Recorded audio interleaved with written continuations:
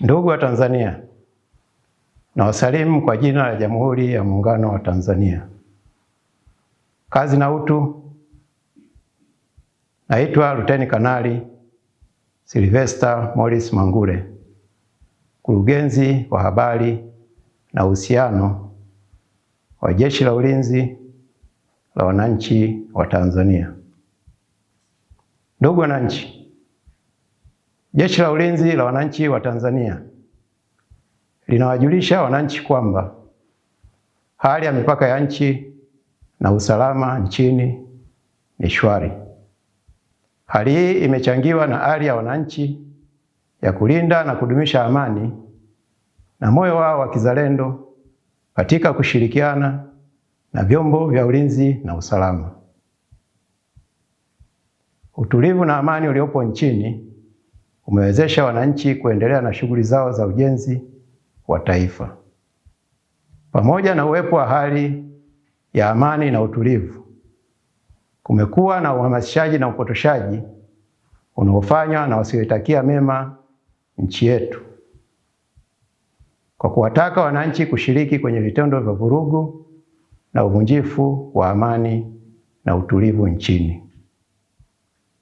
Watu hao wanafanya uhamasishaji na upotoshaji huo kwa kulichafua jeshi kwamba litahusika kuwalinda wafanya vurugu na ghasia hizo. Vitendo hivyo vinaweza kusababisha madhara kwa washiriki na wananchi wengine: uharibifu wa mali, kuvuruga shughuli za wananchi za kila siku, na hatimaye kuharibu uchumi wa nchi. Ndugu wa Tanzania, jeshi linawasihi wananchi kupuuza wito wowote unaohamasisha kushiriki katika vurugu za aina yoyote. Pia linawataka kutoshiriki katika vurugu na uvunjifu wa amani, bali waendelee na shughuli zao za kila siku za ujenzi wa taifa bila hofu yoyote.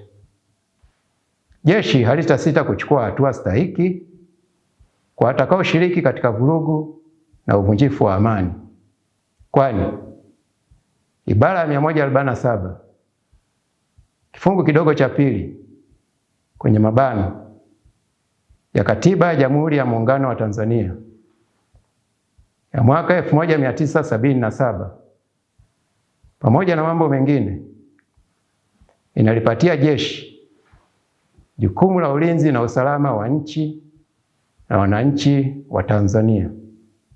Aidha, jeshi limepewa mamlaka kisheria kusaidia mamlaka za kiraia pale kunapotokea vurugu, ghasia na uvunjifu wa amani nchini kwa mujibu wa kifungu cha 22 cha Sheria ya Ulinzi wa Taifa sura ya 192. Ndugu wananchi, jeshi linaomba wananchi kutoa taarifa kwa viongozi wa vijiji au viongozi wa mitaa na vyombo vya ulinzi na usalama kuhusu uchochezi au viashiria vya uvunjifu wa amani ili kudumisha utulivu nchini.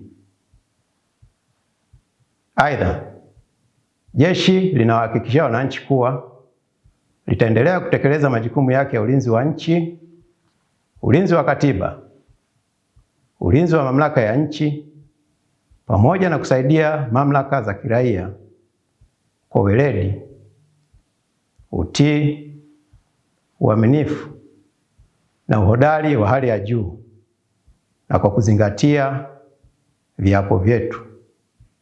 Ndugu wa Tanzania, jeshi linaendelea kushirikiana na wananchi pamoja na vyombo vya usalama ili kudumisha amani, utulivu na umoja kwa maendeleo ya taifa pamoja na wananchi wake. Asanteni sana.